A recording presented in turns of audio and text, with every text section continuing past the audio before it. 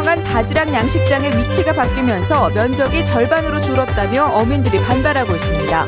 담당 공무원이 임의로 변경했기 때문인데 법정 공방으로 이어져 논란이 일고 있습니다. 지난해 발생한 교내 불법 도청 후에도 내부 징계는 없었던 것으로 드러났습니다. 교육당국의 후속 조치에 허점이 있었다는 지적이 제기되고 있습니다. 여수 엑스포 성공 개최에도 불구하고 강남회장 사후 활용은 겉돌고 있습니다. 데스크 논평 이번 시간에는 지역 여론과는 거꾸로 가고 있는 여수 박람회장 사후 활용 문제를 짚어봅니다. 중국 현지 방송을 통해 광양시의 이모저모가 소개됩니다. 중국 선전시 방송사가 광양시 현지에서 다큐멘터리 촬영에 들어갔습니다. 여러분 안녕하십니까? 여수 MBC 뉴스데스크입니다. 여수의 한 어촌계가 바지락 양식 어장을 새로 신청했는데 담당 공무원이 임의로 위치를 바꿨습니다. 허가 권한이 있으니 문제없다는 지자체와 황당하다는 어촌계 사이의 갈등이 깊어지고 있습니다. 권남기 기자가 취재했습니다. 지난 2013년 2월 여수의 한 어촌계가 새로운 어장을 내달라고 여수시에 신청했습니다. 하지만 어촌계는 신청 어장이 항로를 침범한다는 통보를 받았고 결국 이의 신청 등을 거치는 과정에서 어장 면적은 절반으로 줄어들었습니다. 이런 황당한 상황엔 이유가 있었다는 게 어민들의 입장입니다. 어촌계는 담당 공무원이 말도 없이 어장 위치를 바꿔 신청했다고 주장합니다. 이거 전에는 몰랐죠. 협의 과정도 없었습니다. 그 당시. 자기 인해지로 자기가 도면을 쳐가지고 한 것이 잘못됐다. 당시 공무원은 어촌계가 신청한 어장보다 남쪽으로 위치를 이동시켰는데 이게 현재 항로와 겹치게 됐습니다. 시 공무원은 자신이 고친 것을 인정하면서도 그 이유에 대해선 뚜렷한 답변이 없었습니다. 약간 삐뚤하게 이렇게 있으니까 제가 약간 파열하게 기린 것이고 그래서 협수가 아니니까 느끼게 낫죠. 항로 같은 게 장애도 없고. 현행법상 어장 이용 개발에 대한 최종 허가권자가 시장과 군수이다 보니 여수시는 큰 문제가 없다는 입장이고 어민들은 결국 소송을 벌이고 있습니다.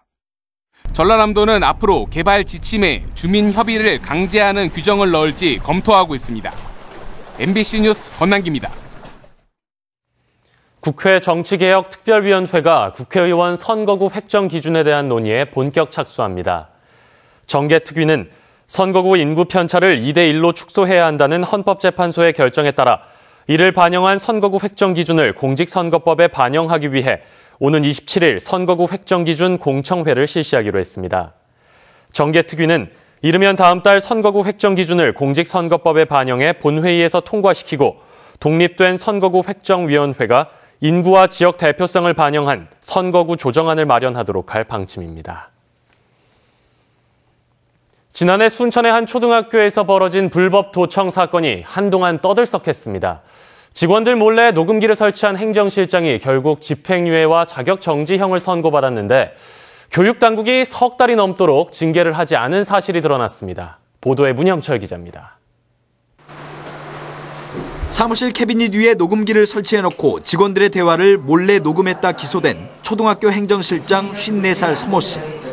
법원은 지난 2월 죄질이 불량해 엄중한 대처가 필요하고 반성의 태도를 보이지 않고 있다며 서 씨에게 징역 6월에 집행유예 1년, 자격정지 1년을 선고했습니다.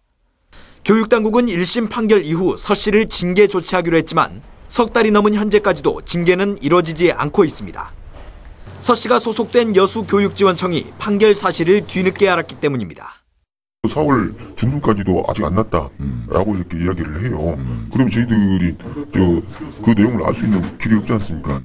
서 씨의 말만 믿고 있었던 건데 관할 법원 등에 확인하면 될 일이었습니다.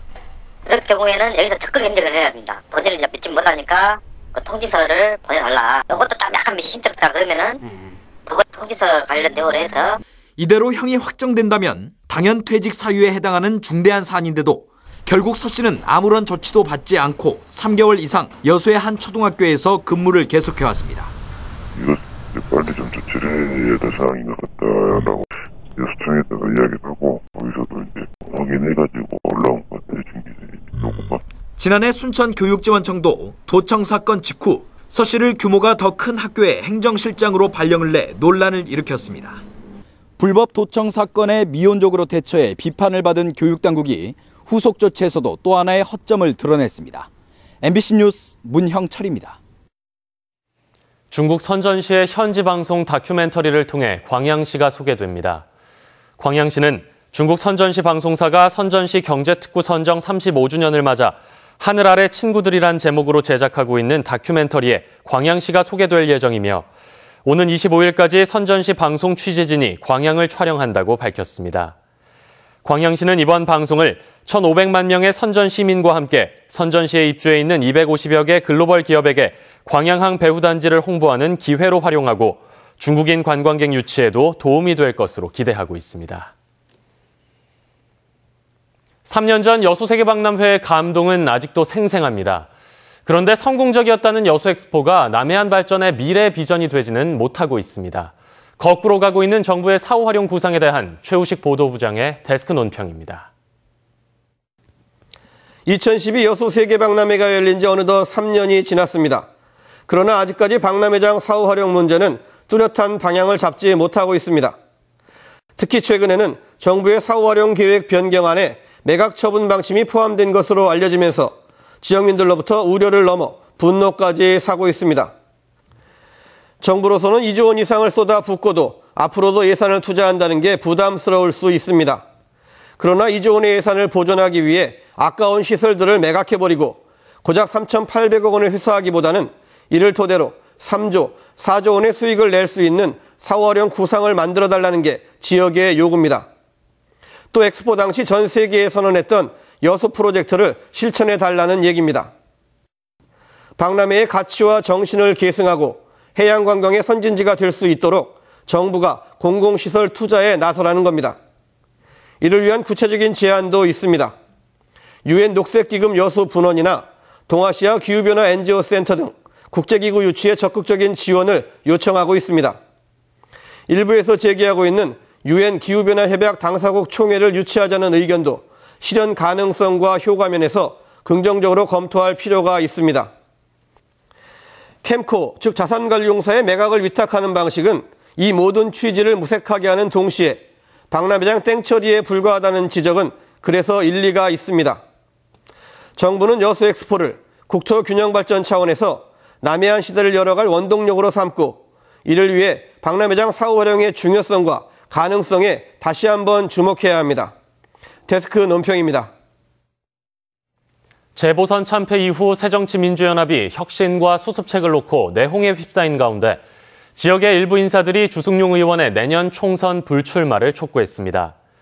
한창진, 정혜선 씨 등이 참여한 호남 민심 왜곡 규탄 여수시민 모임은 성명서를 통해 주승용 의원이 호남 지지 기반의 야당 최고위원인데 정치 실종을 야기한 책임이 크다며 내년 총선 불출마 선언을 촉구했습니다. 이에 대해 주승용 의원은 호남을 팔아 공천권을 보장받으려고 했다면 당의 혁신을 요구하며 최고위원직 사퇴를 선언했겠냐며 오히려 정치적 목적으로 호남 민심을 왜곡하는 주장에 대해서는 대응할 가치가 없다고 밝혔습니다.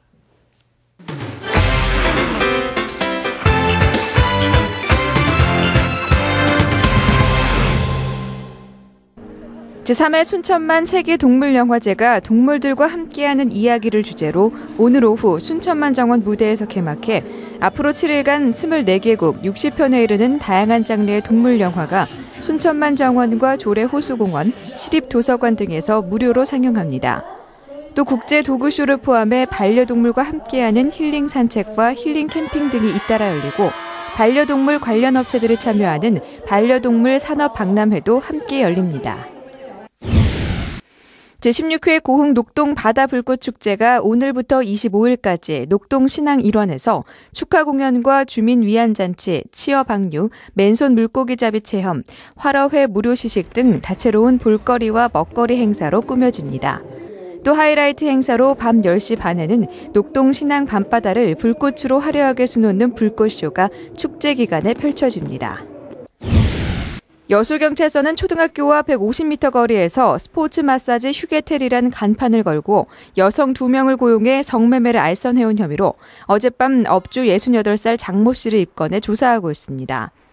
경찰은 학교 주변 환경 위생 정화구역 안에 해당 업소가 있어 임대 계약을 해지하고 성매매 시설을 철거하도록 할 예정입니다. 오늘 새벽 4시 40분쯤 여수시 소리도 동쪽 2km 해상에서 1,400톤급 화물선과 7톤급 어선이 충돌해 어선의 구멍이 뚫리면서 침수됐으나 선원 3명은 주변을 지나던 다른 어선에 모두 구조됐습니다. 여수해양경비안전선은 사고 어선을 안전한 곳으로 인양하고 양선박의 선원들을 상대로 정확한 사고 경위를 조사하고 있습니다.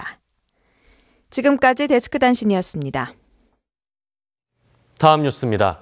포스코 공장 건설 현장에서 40대 근로자가 철골 구조물에 몸이 끼어 크게 다쳤습니다.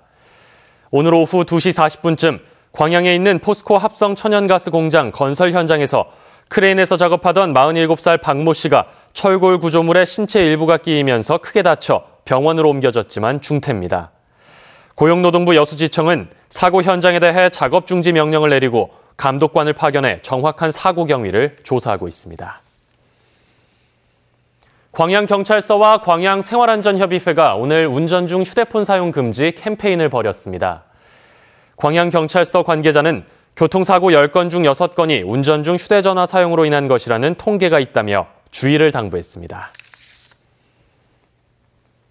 노인과 취약계층을 대상으로 한 전화금융사기가 계속됨에 따라 관계기관들이 합동으로 보이스피싱 예방 활동에 나섰습니다. 순천경찰서와 농협중앙회 순천시 지부, 시중의 6개 은행은 오늘 순천에서 캠페인을 통해 전화금융사기 수법과 피해 예방 방법이 담긴 홍보물을 배부했습니다. 경찰은 보이스피싱 수법이 갈수록 지능화되고 있다며 계좌 비밀번호나 금융거래 내역 등을 알려주지 말라고 당부했습니다. 안녕하십니까. 스포츠입니다.